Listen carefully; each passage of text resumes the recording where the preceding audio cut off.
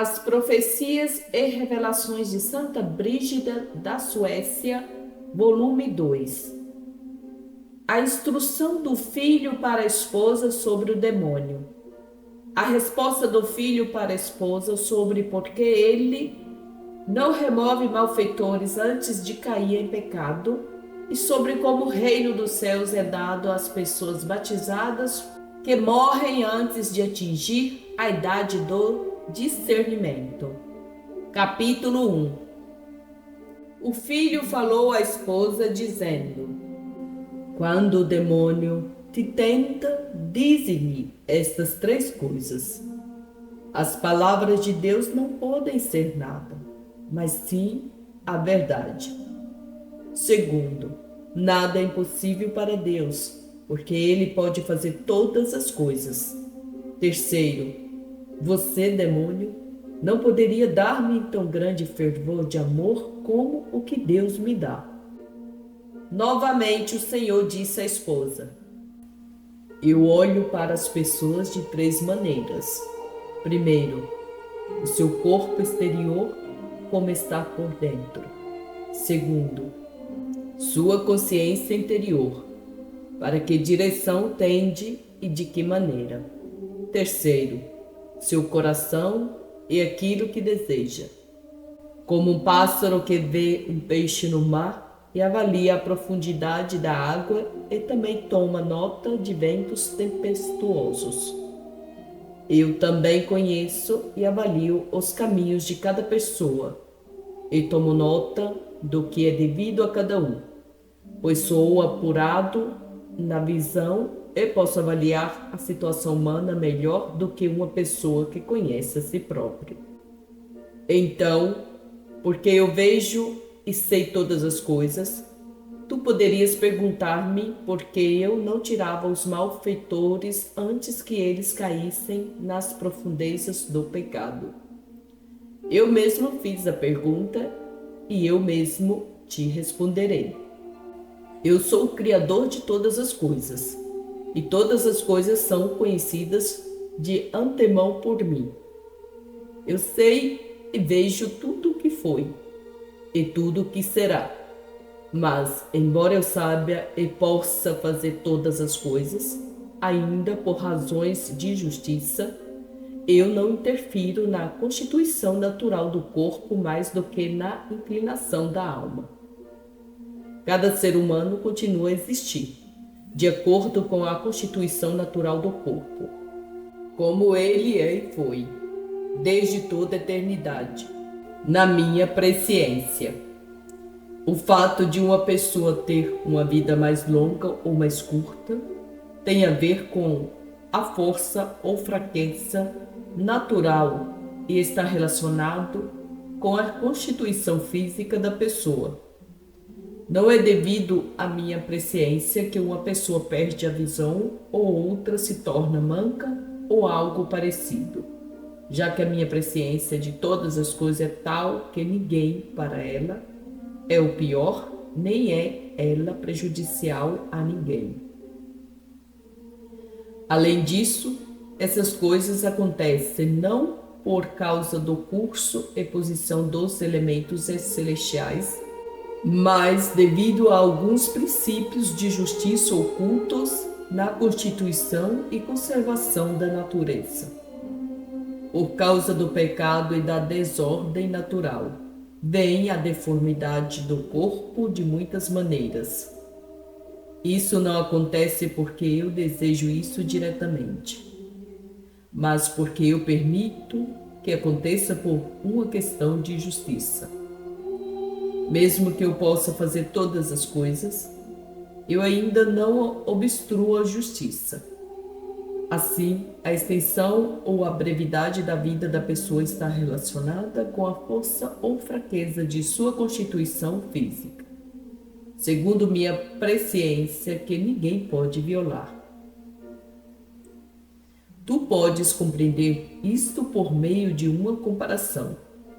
Imagine que havia 2 estradas com uma estrada que conduz até elas. Havia um grande número de sepulturas em ambas as estradas e cruzamentos se sobrepondo uma à outra. O fim de uma das duas estradas caía diretamente para baixo. O fim da outra tendia para cima. Na encruzilhada estava escrito: todo aquele que percorre esta estrada começa com prazer e deleite, e o termina em grande miséria e vergonha. Quem toma outra estrada começa com esforço moderado e suportável, mas chega ao fim com grande alegria e consolação. Uma pessoa caminhando na estrada única estava completamente cega. No entanto, quando ela chegou na encruzilhada, seus olhos se abriram e ela viu o que estava escrito sobre como as duas estradas terminavam. Enquanto ela estava estudando o aviso e pensando sobre isso, ali apareceu de repente ao lado dela 2 homens aos quais foi confiada a guarda das 2 estradas. Como eles observaram o viajante na encruzilhada, disseram um ao outro: vamos observar atentamente que estrada ele escolhe para tomar e em seguida ele vai pertencer a um de nós, conforme o caminho que ele escolhe. O viajante, no entanto, estava considerando consigo mesmo as extremidades e as vantagens de cada estrada. Ele fez a prudente decisão de selecionar a estrada cujo início envolvia alguma dor, mas que teria alegria no final, ao invés da estrada que começava com alegria, mas terminava com dor.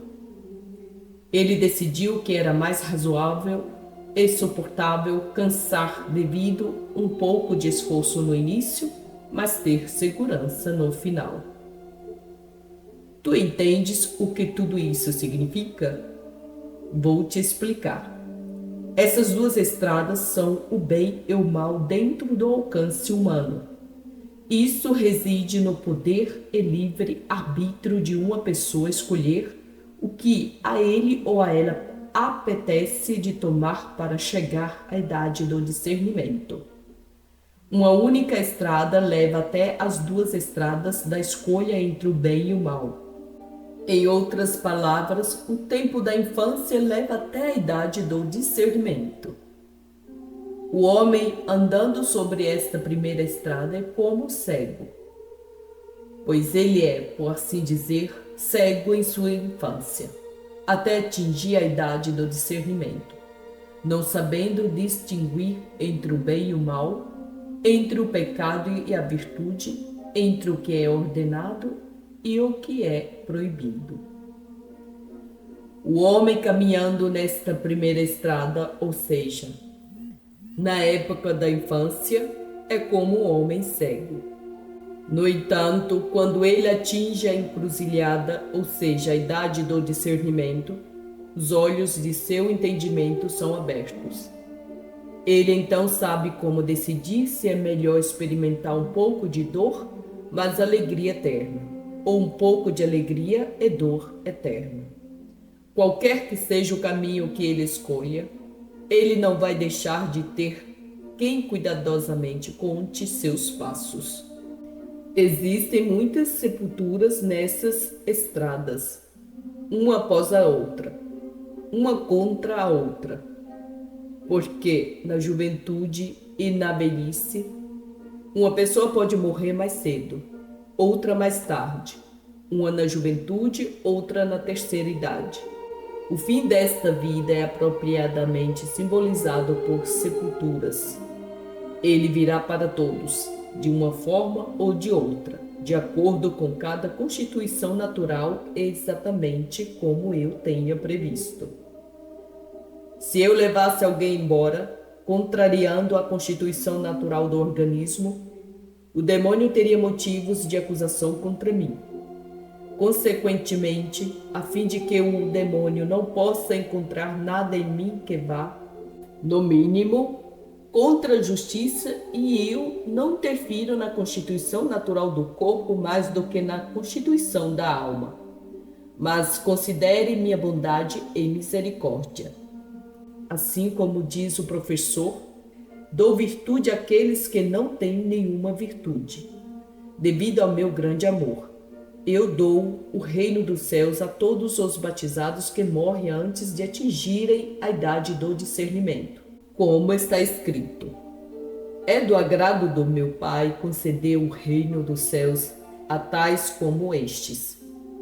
Devido a meu terno amor, eu mostro misericórdia até mesmo às crianças dos pagãos. Se qualquer um deles morre antes de atingir a idade do discernimento, eles não podem me conhecer face a face, e vão para um lugar que não é permitido que se saiba, mas onde eles viverão sem sofrimento. Aqueles que já passaram pela estrada única atingem aquelas duas estradas, ou seja, a idade do discernimento entre o bem e o mal. Está então em seu poder escolher o que mais lhes agrada. Sua recompensa seguirá a inclinação de sua vontade, já que nessa época eles sabem como ler o aviso escrito no cruzamento, dizendo-lhes que é melhor suportar uma pequena dor no início e alegria esperando por eles no final, do que obter alegria no início e dor no final. Algumas vezes acontece que uma pessoa é levada mais cedo do que normalmente permitiria sua constituição física natural. Por exemplo, através de um homicídio, embriaguez e coisas desse tipo. Isto é porque a maldade do demônio é tal que o pecador, neste caso, receberia uma punição extremamente duradoura se ele continuasse vivo por um longo período. Portanto, algumas pessoas são levadas mais cedo do que sua condição física natural permitiria devido à demanda de justiça e por causa de seus pecados. Sua retirada do mundo foi prevista por mim desde a toda a eternidade, e é impossível a qualquer um opor-se à minha previsão. Algumas vezes, boas pessoas também são levadas mais cedo do que a sua condição física natural permitiria, por causa do grande amor que eu tenho por elas, e por causa de seu amor ardente e seus esforços em disciplinar o corpo pelo meu bem. A justiça algumas vezes requer que eles sejam levados embora, como previsto por mim desde toda a eternidade. Assim, eu não interfiro na constituição natural do corpo mais do que na constituição da alma.